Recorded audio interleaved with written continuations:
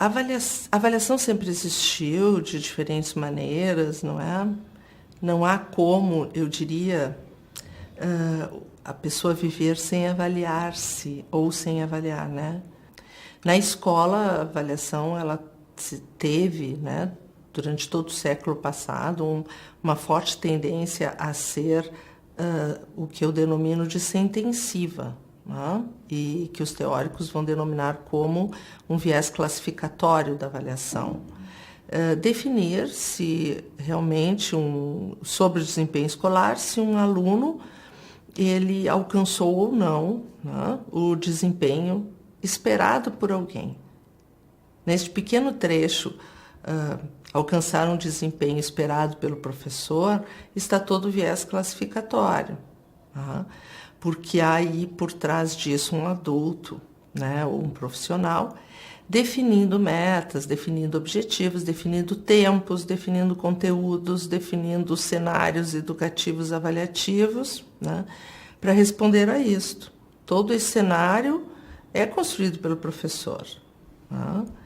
E o aluno se insere nesse cenário e corresponde ou não às expectativas desse professor. De uma certa forma, à medida em que houve a massificação do ensino, que houve a preocupação com que uma escola de qualidade, né, esse paradigma passou a se tornar mais burocrático do que propriamente pedagógico, né?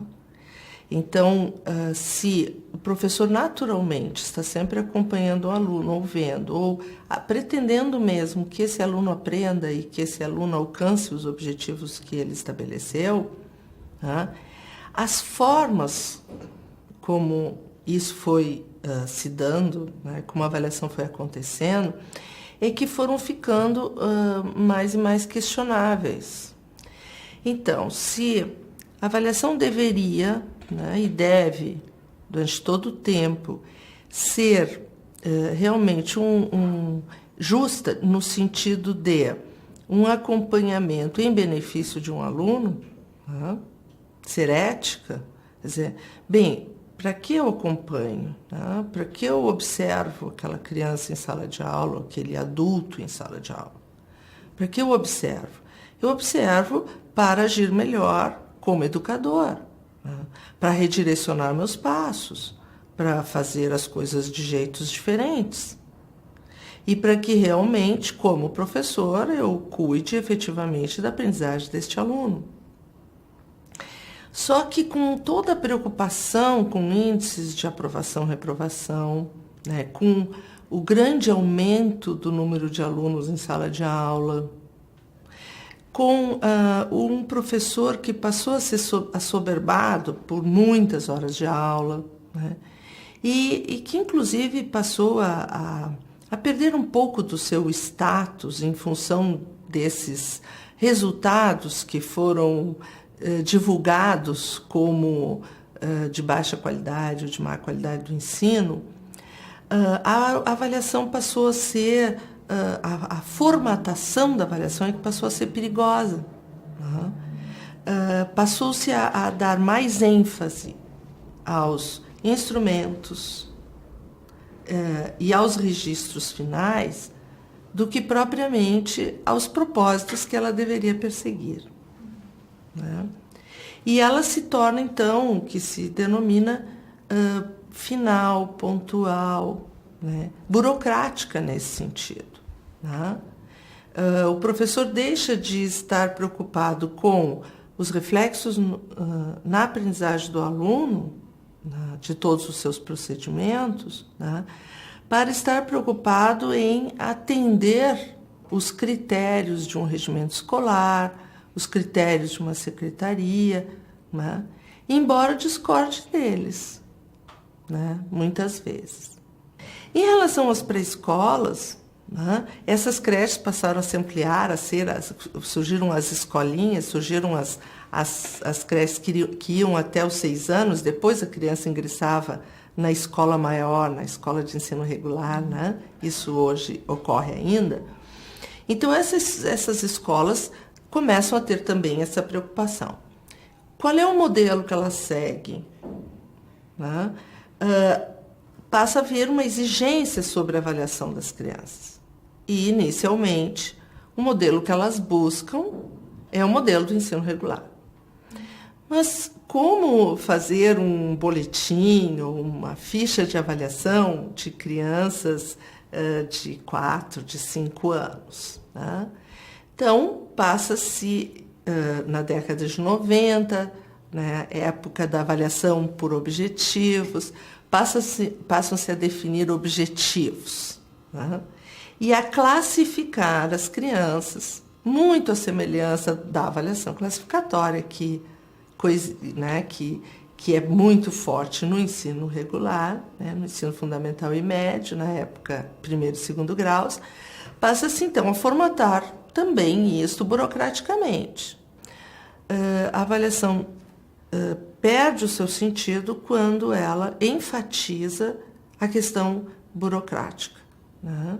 A sua finalidade passa a ser apresentar alguém ou relatar a alguém sobre o desempenho de um aluno, mas de uma forma artificial, de uma forma superficial, de uma forma não significativa.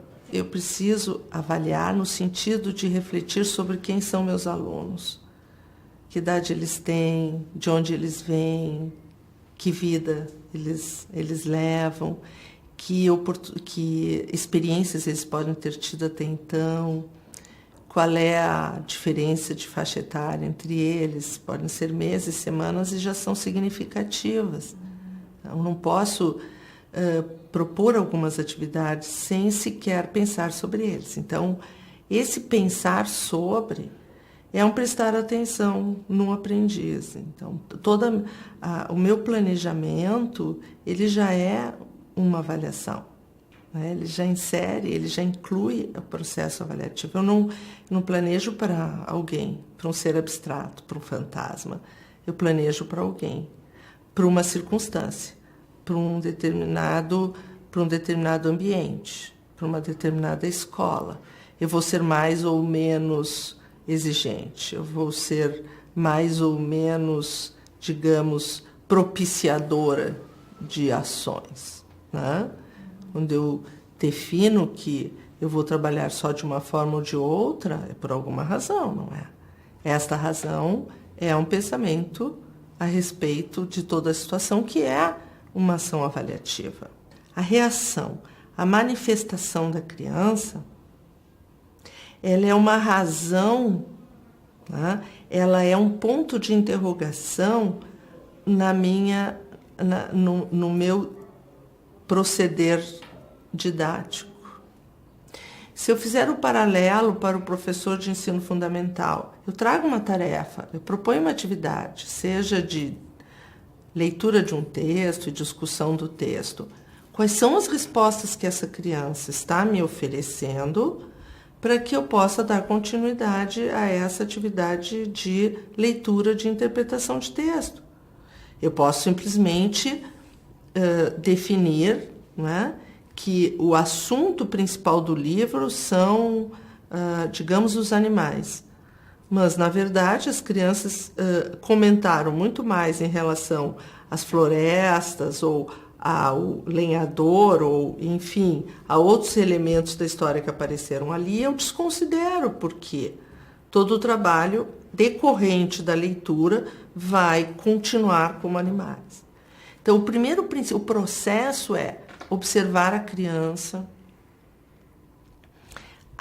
cada uma delas nas suas diferenças, o que não é fácil, mas, digamos assim, pensar, ter a sensibilidade de ver quais foram os interesses, qual foi o direcionamento do pensamento dela, qual foi a lógica do raciocínio dela, qual foi o interesse, por onde ela trabalhou, por onde ela explorou, né? Que potencialidades eu posso,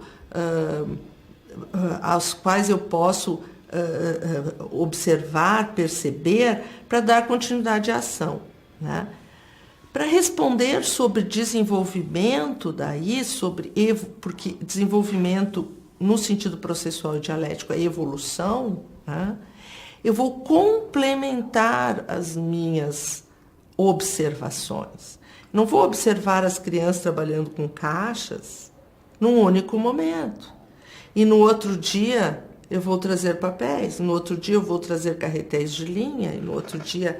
Não, eu preciso dar continuidade a essa ação para que ocorra realmente o que eu considero que é avaliação, acompanhar a construção do conhecimento das crianças.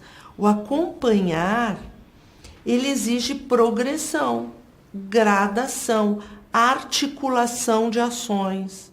Então, proponho, observo, introduzo outras complementos a esta ação. Então, eu complemento a ação com enriqueço, redireciono meu planejamento. Bom, eu trouxe caixas, ninguém se interessou. O que houve mesmo é que eles continuaram brincando com os jogos da sala. Bom, então eu direciono e digo, não vamos brincar com nada mais agora, é só as caixas. Mas não houve interesse, essa atividade não foi adequada a eles. De novo, faço paralelo com o ensino fundamental.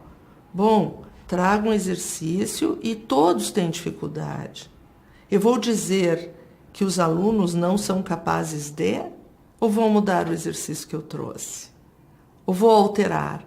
Ou vou refletir se as exigências vão além ou aquém daquelas das possibilidades dos alunos?